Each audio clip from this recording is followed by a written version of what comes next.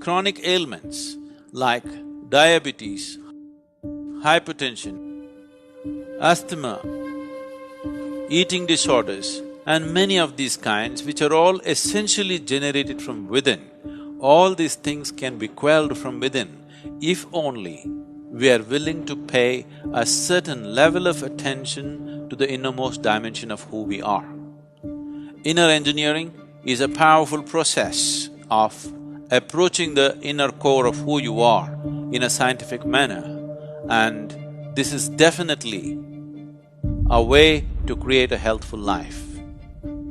Up until Shambhavi in January 2021, I've just been living with pain in the body. The first result I'd like to point out about Shambhavi Kriya is that it's had a tremendous effect on my physical well-being. Somehow, some way, I don't know the science behind it, but it's keeping me free of pain. Being able to sit without noticing my body for long periods of time, that has just had tremendous impact on my mental and emotional stability.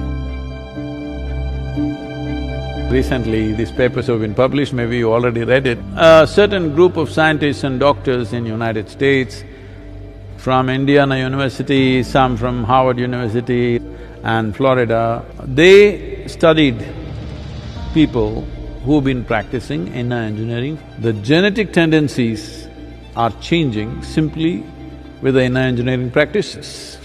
So they recorded all these things, the biomarkers and everything. One thing that determines the nature of your experience and your mental and emotional condition is what is called as BDNF, that is, brain-derived neurotropic factors.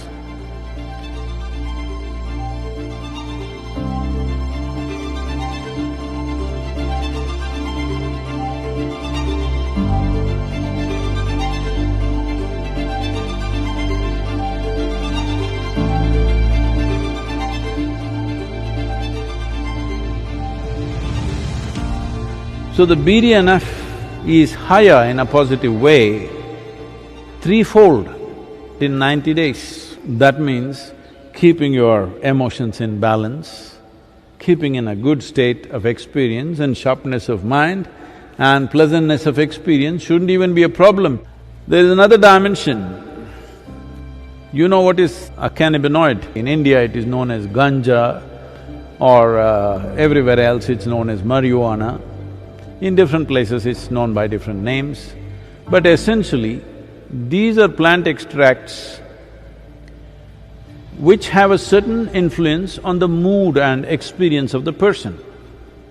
But there are millions of cannabis receptors both in your brain and across the body. Because you are supposed to produce it, you're not supposed to smoke it. So now, with the inner engineering practices, it's clearly… the biomarkers clearly establish that your endocannabinoid production is significantly higher. That means you're stoned by yourself.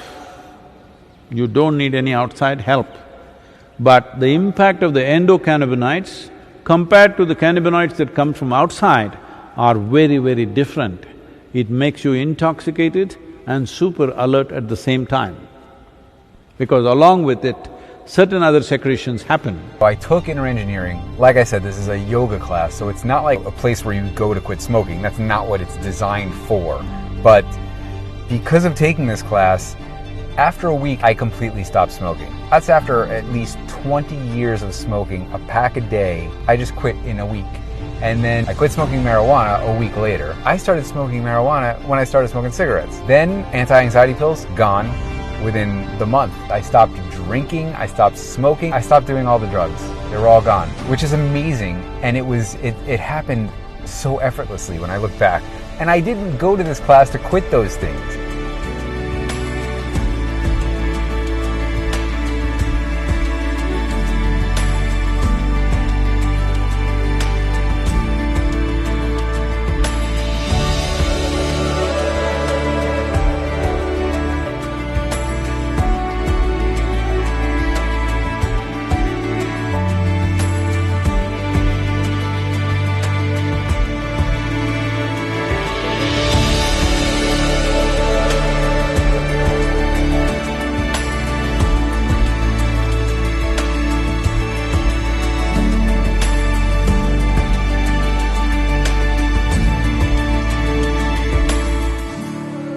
genes which are fundamentally responsible for your immune system are also highly enhanced.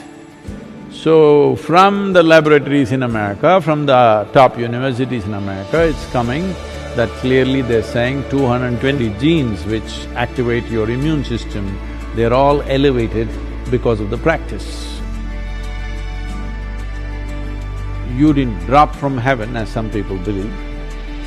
You evolved the qualities of an amoeba, an earthworm, a grasshopper, a buffalo, every kind of beast that evolution went through. Elements of those qualities are still with you.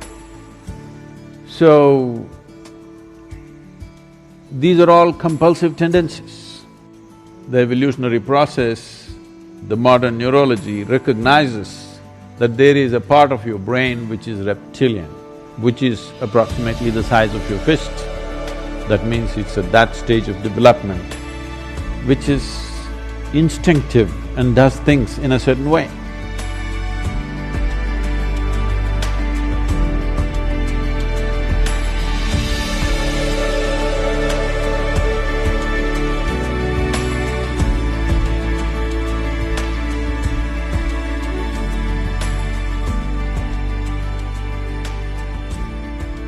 But over that, a flower of cerebral cortex evolves.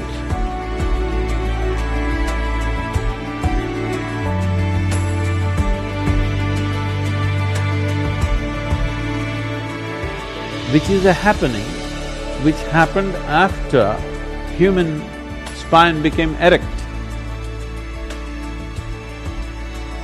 Which is what makes you human, which is what gives you thoughts about universality of the existence, which is what gives you an idea that everything is one, which is what allows you to be a scientist, this is what allows you to be a spiritual seeker. But if you go back to this, all you have is instincts of survival. So the entire process, the human effort through education, through spiritual process, through meditation, everything is to move away from this and function from the outer dimension, which is a more recent happening, but this gives you a sense of seamless way of approaching life. If you go to the reptilian brain of who you are, fixing boundaries is all that you know. So whenever you are having problems with people around you, always wanting to fix your boundaries, this is mine, this is yours, my space, your space, my air, your air. When it comes, you must know you've gotten here. Now the spiritual process, the yogic dimension is looking at how to make this, because if you function only from one aspect of your brain, it'll work, but not enough, you're not using all of it. There is evidence to show that the reptilian brain can become more transparent and starts communicating with the outside part of the brain. There are experiments, there are studies which show that with certain practices of meditativeness, reptilian brain, which is always about fixing boundaries, will begin to communicate with the outer part of the cerebral cortex and it function as one brain. So I don't know if you should. The flower should open up, and that is why you will see all the imagery in the yogic culture, flower, flower, small flower, small flower, small flower, big flower. It opened up. If it opens up, now human intelligence is functioning in a very unifying way, not in a divisive way, not in a way that you will become exclusive, you will become inclusive. Inclusiveness is not a philosophy. Inclusiveness is the nature of the existence. No other creature is able to realize this. They're all busy fixing boundaries. The dog is peeing all over the place, not because of urinary problems, but He's establishing a kingdom, P-kingdom, of course.